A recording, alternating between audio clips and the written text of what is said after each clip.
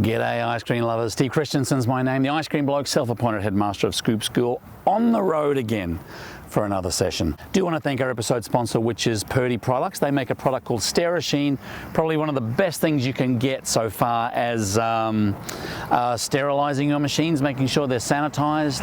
Look at this fella, the traffic control, picking up the cones. How are you, mate? Anyway, there he goes. I wanted to talk this session about schools because a lot of people in the ice cream business feel as though that a gold mine is getting somewhere close to a school.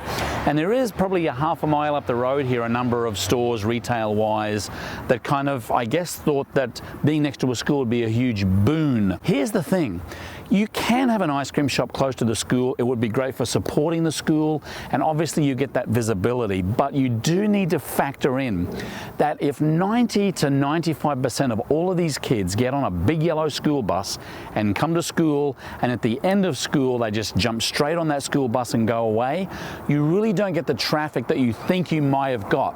And I know personally a couple of ice cream shop owners that put their ice cream shops close to a school thinking that they would get all of that business, only to find out that the vast majority of those kids are on the bus and they don't even really get to socialize in and around the school after hours. Now obviously half days and other celebrations, the ice cream shops and the other shops up the road here get a lot of foot traffic, but that's only once a quarter perhaps.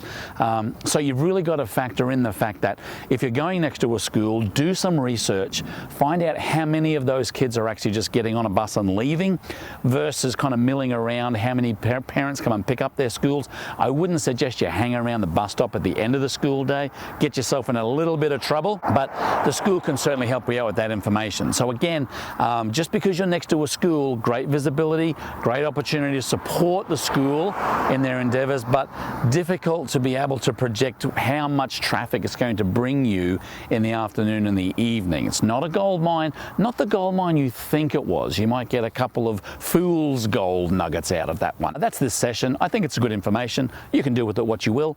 Thank you again to our episode sponsor, Purdy Products, makers of Sterasheen. Click on the link below, and if you have any questions about the ice cream business, hey, we're standing out on the road here, got nothing else to do. We're here to help you. Keep on scooping. See you in the next video.